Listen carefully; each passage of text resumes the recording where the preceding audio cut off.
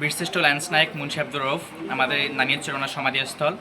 তো দেখা যায় যে ওনার নামে বিভিন্ন জেলায় উপজেলায় সরকারি প্রতিষ্ঠান সড়কের নামকরণ করা হয়েছে, কিন্তু অত্যন্ত দুঃখের বিষয় যে আমাদের নানিয়ারচর উপজেলায় ওনার নামে কোনো প্রতিষ্ঠান বা কোনো সরকারি কিছু নামকরণ করা হয়নি, যা আমাদের নানিয়ারচরবাসীর জন্য খুবই হতাশাজনক একটা ব্যাপার।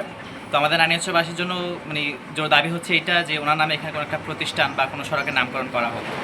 যে দাবি যে বিশিষ্ট আব্দুর রব নামে এই অন্তপক্ষে নানিয়ারচর ব্রিজটার নামকরণ করা হোক, এবং এই যে লংগদু এবং নানিয়ারচর যে রাস্তাটি সামনে হতেছে, এটারও আমরা আশা করব যে নানিয়ারচর মুন্সি আব্দুর রব নামে এই নামটা যাতে করা হয়, এটা আমাদের সকলের দাবি। তার সমাধি থাকা সত্ত্বেও নানিয়ারচর উপজেলায় তার নামে সরকারি কোনো প্রতিষ্ঠান বা কোনো কিছুর নামকরণ নাই।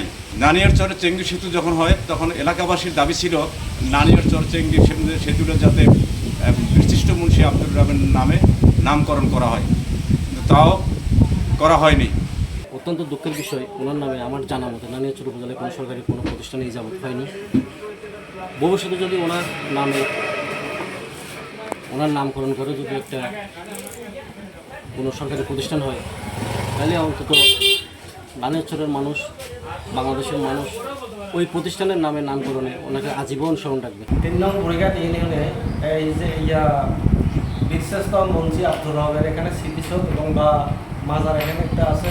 তো ওনার নামে আমাদের বুড়িঘাট ইউনিয়ন তথা নানিয়ারচর উপজেলার মধ্যে ওনার নামে আমাদের কোনো সরকারি প্রতিষ্ঠান নেই এবং কোনো সড়কও নেই।